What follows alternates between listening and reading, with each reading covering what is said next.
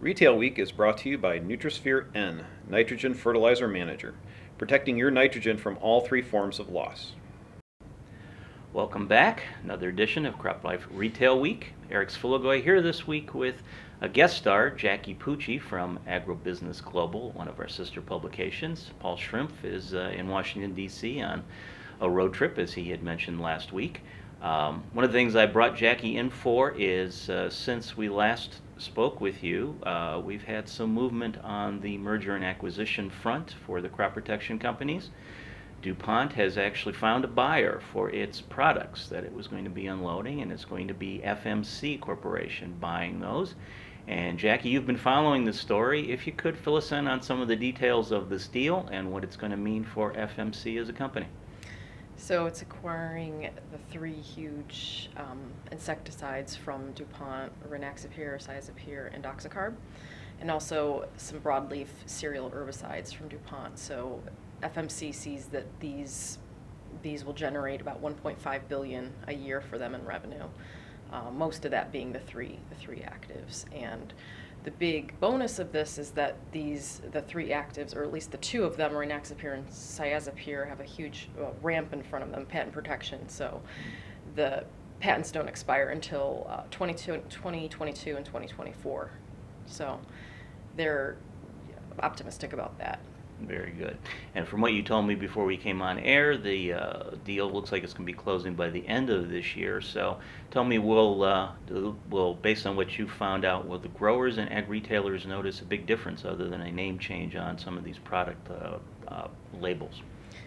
So far, I haven't seen any negatives that anybody has mentioned. I mean, it seems like they're very positive on this deal, and I haven't seen anything about anything that should be too noticeable. But the big thing is that, of course, they're acquiring the R&D capabilities. Yeah, so big, yes. Yes, so puts FMC back into R&D just like that. And most of the molecule, they're acquiring 15 from DuPont, and most of them are early stage. So, FMC right now has, I think, 9 actives, but they're all late stage, which are, launching in the next several years. But DuPont's early stage, so this will be huge for them, and also broadening their portfolio, not just focusing so much on insecticides, but all half of these are herbicides, and I think a third are fungicides. So this will really give them an advantage too. Very good. One other thing to note on this front, ChemChina has received approval for its acquisition of Syngenta from the FTC and the EU with some divestitures. One of those going to be Paraquat, which is going over to AMVAC here in the U.S. I want to take a short break, but when we come back, I'll talk about some of the numbers for crop planting projections and a little bit of information on some UAVs.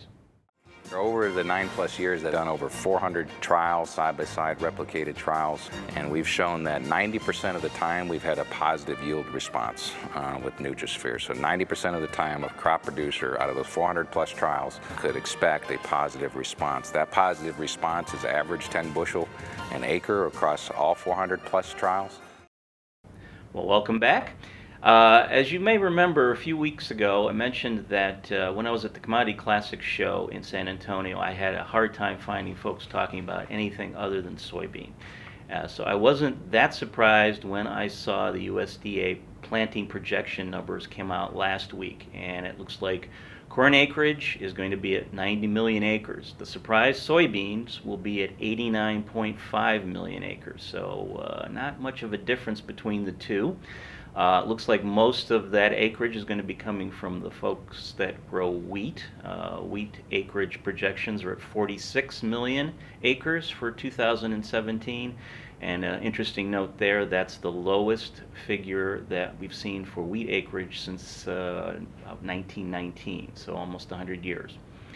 The only other thing to note is we've been talking, of course, about unmanned vehicles, the drones, and how they're going to be making their presence known in the marketplace.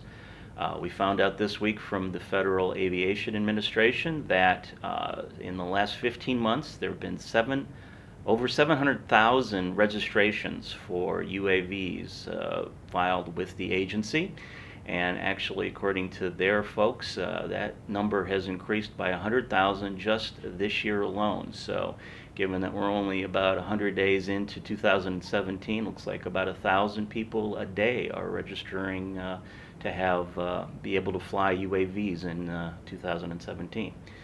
So that's all we have for this week's edition of Crop Life Radio Week. Thank you, Jackie, for joining us, and for you folks who want to see more information on what's going on with FMC and DuPont, we'll have an article in the May edition of Crop Life, which will be out real soon. Thanks for joining us. Thank you to this week's video sponsor, Nutrisphere N Fertilizer Manager from Verdesian Life Sciences.